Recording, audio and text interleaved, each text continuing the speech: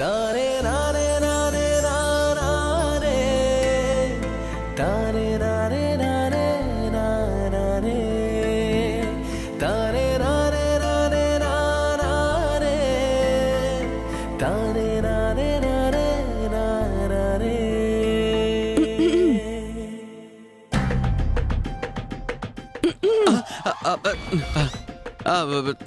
వదినా, అది చిట్టి పైన బూజుంటే దులుపుతుంటే అది బాగానే బూజు దులుపుతున్నట్టున్నావుగా.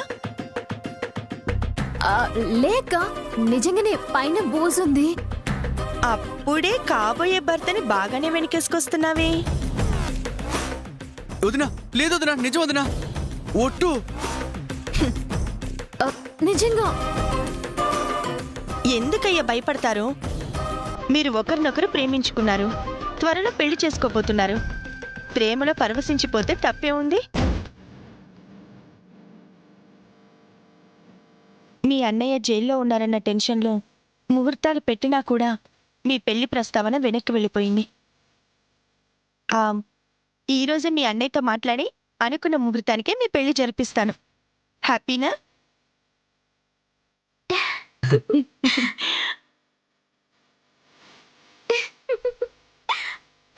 చిట్టి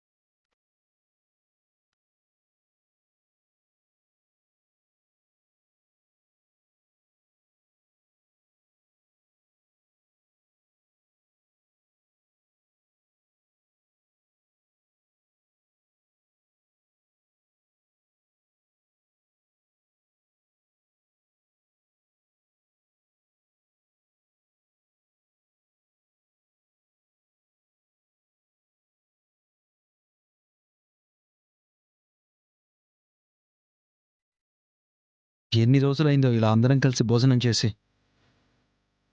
ఇప్పుడు చాలా హ్యాపీగా ఉంది.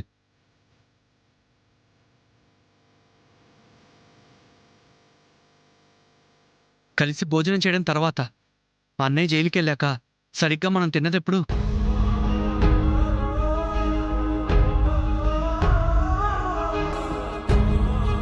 అవు బావా, ఇన్ని దినాలు కౌంట్లే గిట్లా చూస్తుంటే డీల్ షో కొట్టినట్టున్నది.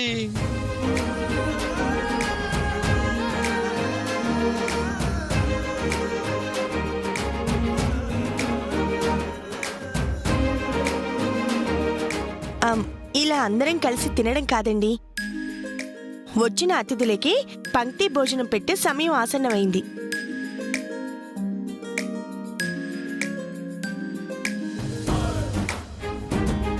ఏం చెప్తున్నావు సీత?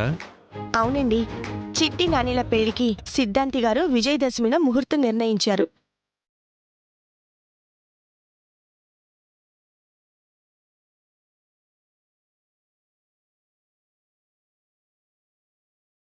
అరే నాని,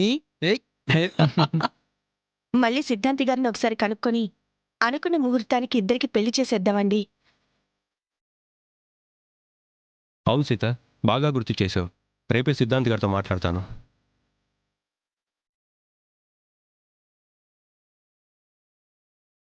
శ్యామ్ బాబు, పెళ్ళనగానే నానిబాబు మొహం ఎలా సిగ్గుతో ముడుచుకుపోయిందో చూసారా? ఇప్పుడు సిగ్గుతో ముడుచుకుంటాడు.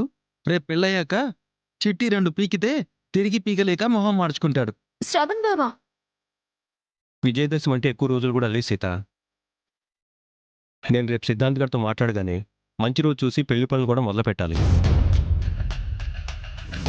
అలాగేనండి. అక్క, ఏంటి దాక్షాయిని? ఈ పరిస్థితుల్లో వీళ్ళ పెళ్లి చేయడం అంత అవసరమా అక్క?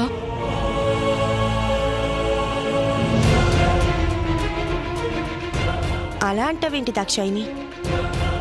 మీ బావగారు వచ్చేశారు, సమస్య కూడా తీరిపోయింది. అనుకున్న టైంకి పెళ్లి చేయడానికి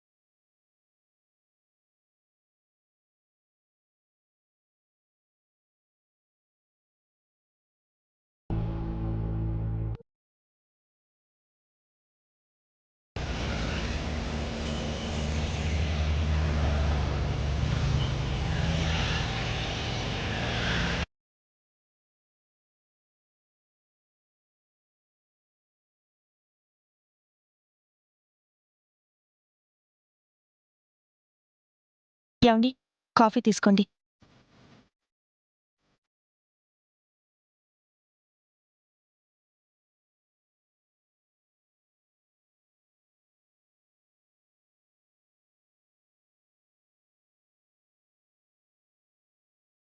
నీ చేతి కాపీ తీసుకుని చాలా రోజులైంది సీత. నేను ఈరోజే సిద్ధాంతి గారితో మాట్లాడతాను సీత. ఆర్భాటంగా కాకపోయినా పిల్లల పెళ్ళి ఉన్నంతలోనే మంచిగా చేద్దాం. సరేనండి. నమస్కారం సార్. నమస్కారం సార్. నమస్తే. ఏంటి ఇలా వచ్చారు? అది అది మీకు ఎలా చెప్పాలో తెలియడం లేదు సార్. ఏమైంది?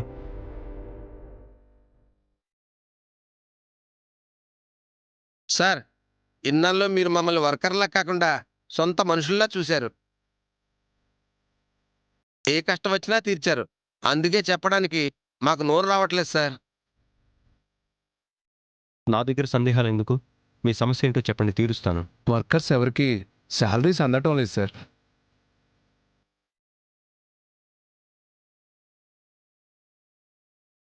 అవసరాలకు డబ్బులు లేక చాలా ఇబ్బంది పడుతున్నారు సార్.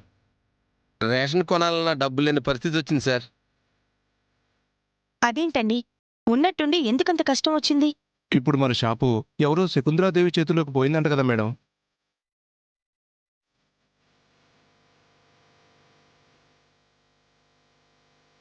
ఆవిడ శాలరీస్ ఆపేశారు మేడం.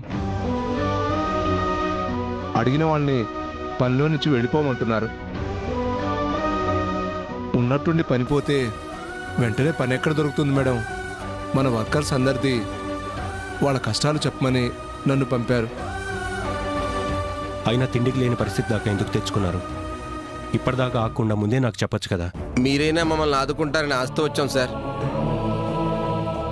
ఏమండి, ఒకసారి ఇలా రండి. ఒక్క నిమిషం, ఇప్పుడే వస్తాను.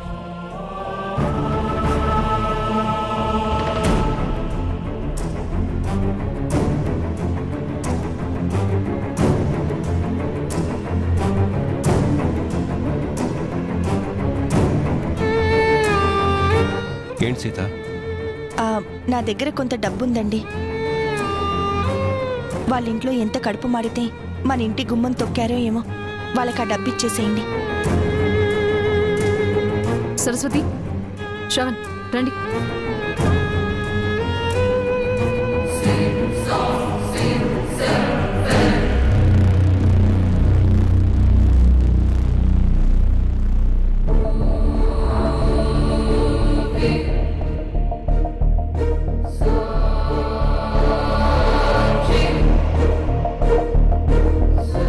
నీ దగ్గర డబ్బు ఎక్కడిది సీత?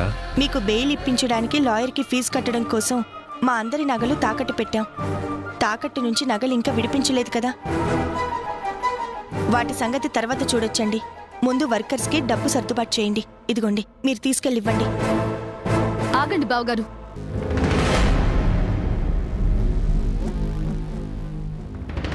ఏంటక్కా ఇది? సహాయం చేయడానికి కూడా లిమిట్ ఉండాలక్క. మన కంచంలో రాయి పెట్టుకొని ఎదుటివాడి కంచం నిండాలి అనుకోవడం కరెక్ట్ కాదేమో అక్క. అలా అంటావేంటి దాక్షాయిని? ఇన్నేళ్ళు వాళ్ళు మన దగ్గర పని చేసిన వర్కర్స్ ఇవాళ మనకేదో ఆస్తి పోయిందని వాళ్ళకొచ్చిన కష్టానికి సహాయం చేయకపోవడం న్యాయమా చెప్పు? సహాయం చెయ్యాల్సిందే అక్క, ఖచ్చితంగా చెయ్యాల్సిందే. అది ఎప్పుడంటే మనకంటూ ఎంతో కొంత మిగిలిన్నప్పుడు. కానీ మనకిప్పుడు ఏమీ మిగలలేదు కదా. ఉన్న ఈ కొంచెం కూడా ఇచ్చేస్తే మనం ఎక్కడనుంటాం, ఏం తింటాం? మన స్వార్థం ఆలోచించి వర్కర్స్ని కష్టాల్లో వదిలేద్దామనడం తప్పు సరస్వతి. మన దగ్గర పనిచేసే ప్రతి ఒక్కరూ ఇప్పటిదాకా మనం ఇచ్చే శాలరీస్ కోసం మాత్రమే పనిచేయలేదు, మన మీద గుండెల నిండా అభిమానం నింపుకుని పనిచేశారు. వాళ్ళకి ఏ కష్టం వచ్చినా మనం అండగా ఉంటామన్న ధైర్యంతో పనిచేశారు. ఎప్పుడు కూడా అదే నమ్మకంతో మన ఇంటి మెట్లెక్కారు. కాదనట్లేదు శ్రవణ్, కానీ ఒక్క విషయం ఆలోచించండి. సహాయం కోసం వాళ్ళు మనింటి గడప తొక్కినట్టు మనం మరొకరింటి గుమ్మం తొక్కగలమా? ఆ ఆకలితో దేహి అని అర్థించగలమా? ప్రస్తుతం మనకంటూ మిగిలింది ఆ డబ్బు మాత్రమే. దీన్ని కూడా దానం చేసి మనమేం చేద్దాం చెప్పు? చూడండి దాక్షాయిని, మనం ఈ స్థాయికి రావడానికి ఎక్కిన ప్రతి మెట్టులో వర్కర్స్ శ్రమ చాలా ఉంది. ఇలాంటి సమయంలో వాళ్ళని ఆదుకోకపోతే మన బ్రతికే అర్థం లేదు. వాళ్ళు అలాగే అంటారు కానీ నువ్వు వెళ్ళి ఇచ్చే అన్నయ్య. చేసిన సహాయం ఊరికే పోదు. ఒకరి దగ్గర చేతులు చాచే పరిస్థితి దేవుడు మనకివ్వడని నా నమ్మకం.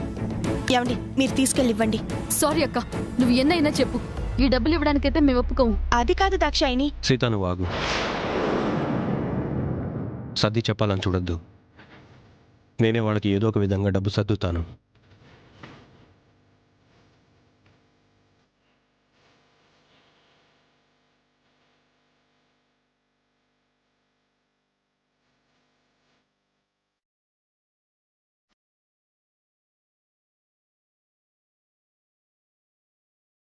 మీరు చేసిందేం బాలేదు దాక్షాయిని.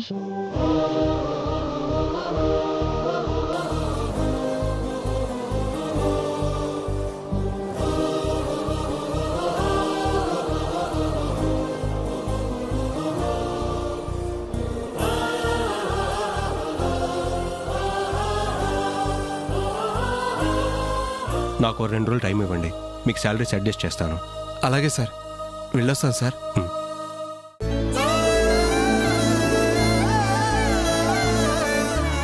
మీరు మాత్రమే కాదు దాక్షాయిని, నా దగ్గర పనిచేసే వర్కర్స్ కూడా నా కుటుంబమే. వాళ్ళ కడుపు నింపాల్సిన బాధ్యత కూడా నాకుంది.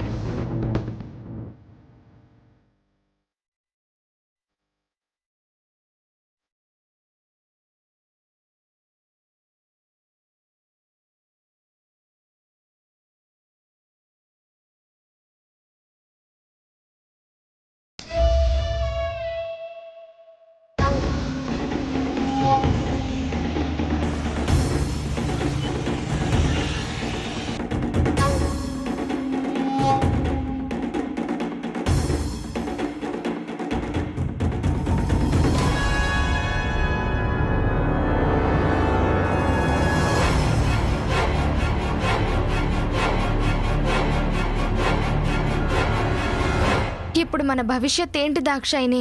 అంధకారం. ఉండడానికి ఇల్లు పోయింది, బ్రతికే అవకాశం లేకుండా షాపు పోయింది. అంతా మన స్వయంకృతాపరాధం. కనీసం షాప్ ఉంటే ఆ సంపాదనతోనైనా తిరిగి నిలదొక్కునేవాళ్ళం. ఏ ఆధారం లేకుండా ఆ శకుంతలాదేవి పాతాళంలోకి తొక్కేసింది. ఇంకా చిప్ప చేత పట్టుకుని అడుక్కోవాల్సిందే. మనకేమో అది కూడా చేత కాదు. గుడిమెట్ల మీద కూర్చుంటే బిచ్చగాళ్ళు తన్ని బెల్లగొడతారు. తెలిసిన వాళ్ళని అడిగితే మీకు దానం చేసే అంతటి వాళ్ళం కాదు అని చెప్తారు. సినిమా ఇంటర్వెల్లో గనక డబ్బులు లేక పక్కనోడు తింటుంటే గుటకలేస్తూ గుంటనక్కలా చూస్తున్నట్టుంది మన బ్రతుకు. అక్క బావనుండగా మనకటువంటి జిందగీ రాణిస్తారా? వాళ్ళు పస్తులుండైనా మనకు పెడతారు. ఏంటి పెట్టేది? ఆకలితో చచ్చిపోతే చితికి నిప్ప. వాళ్ల వల్లే కదా మనకి కర్మ పట్టింది. ఊరుకో అక్క, వాళ్ళెంత దిల్దార్ మనుషులో ఎరికినాక కూడా ఆస్తులు పోయినాయని గిట్లంటారా? ఆ దిల్దార్ మనస్తత్వం మనకేం మిగిల్చింది చిట్టి? కట్టుకున్న బట్టలు తప్ప. చిట్టి, ఒక అక్కగా నీ మేలు కోరి చెప్తున్నాను. నువ్వు నానిని ప్రేమించి పెళ్లి కుదిరినప్పటి పరిస్థితి వేరు. నా మాట విని పెళ్లి క్యాన్సిల్ చేసుకుని రాజన్నయ్యని తీసుకుని వెళ్ళిపో. నువ్వైనా సంతోషంగా ఉండు. మాకు పెళ్లిళ్ళు అయిపోయినాయి కాబట్టి మా ఇద్దరికి ఈ గ్రహచారం తప్పదు. చల్, నేను ఆస్తి కోసం బావని ప్రేమించిన అనుకున్నారా ఏంది? పైసల కోసం లగ్గం చేసుకోవాలనుకోలే. గిసువంటప్పుడే మనందరం అక్క బావకి తోడుండాల. కనీసం పాలలో వేసుకోవడానికే తోడు లేదు. తోడుండి ఏం చేస్తాం? మీరెన్నైనా చెప్పుండ్రక్క, ఈడ మీరిద్దరు ఇంత గుబులైతున్నారా? ఆడక్క బావ వాళ్ళ దిక్కెళ్ళి మనందరికి గింత కష్టం వచ్చిందని మనకన్నా ఎక్కువ నారాజైతుండ్రు. మనం వాళ్ళ పక్కనే ఉన్నామని ధైర్యం ఇస్తే మనం బాగుండనీకి వాళ్ళు కూడా ఏదో ఒక రాస్తా సోంచాయిస్తారక్క. మీరు గిట్లా మాట్లాడితే ఇంకొంచెం గుబులైతారక్క. నిన్ను మార్చడం మా వల్ల కాదు. పద దాక్షాయిని. అక్క అక్క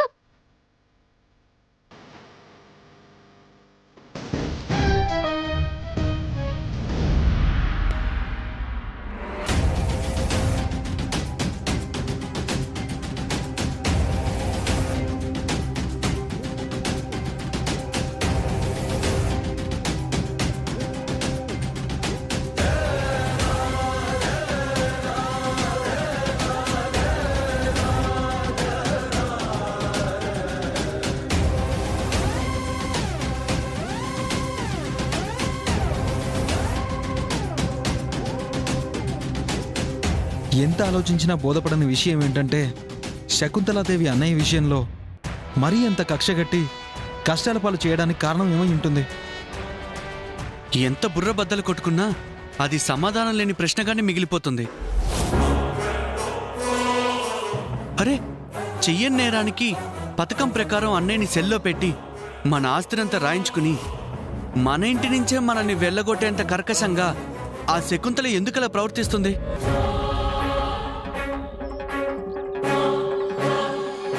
కల్లో కూడా ఎవ్వరికీ హాని తలపెట్టని పెద్దన్నయ్య పెద్దొద్దుల మీద ఆవిడికి ఎందుకు అంత ద్వేషం? ఏముంటది బాబు, ఎవరన్నా పచ్చగా ఉంటే కళ్ళు కుట్టే రోజులు ఇవి. మంచి వాళ్ళకి చెడు చేయాలనుకునే మనుషులు ఎంతమంది లేరు? శకుంతలాదేవి గారి గుణం ఏంటో మనకు తెలుస్తూనే ఉందిగా. ఇప్పుడు కూడా ఆవిడ గారి మనుషులు ఏదో తప్పు చేసి ఉంటారో అయ్యగారు మందలించి ఉంటారు. అందుకే పని కట్టుకుని ఇలాంటి పిచ్చి పనులు చేస్తున్నట్టుంది. అవును రాజు, అన్నయ్యని అరెస్ట్ చేశాక విడిపించడానికి నువ్వు వదినకి తోడుగానే తిరిగావు కదా. శకుంతలాదేవి ఎందుకు అలా చేస్తుందో వదిన చెప్పలేదా?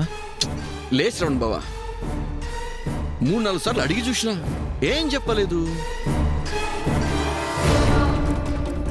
శకుంతలతో మాట్లాడడానికి పోయినప్పుడు కూడా నన్ను నిడిచిపెట్టి ఒక్కతే పోయినది.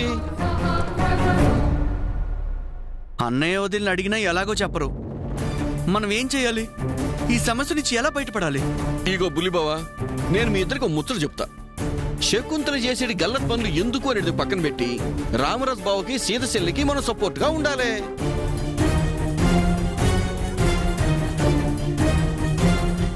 మొన్నట్లకి కాకుండా మనందరం కలిసి ఒకటే మాట మీద ఉంటే వాళ్ళకి జర ధైర్యంగా ఉంటది. ఏమంటారు? కరెక్టే రాజు, మనందరం కలిసికట్టుగా ఉంటేనే ఆ శకుంతలను ఎదిరించొచ్చు. గది ముచ్చటంటే. అవునన్నయ్య,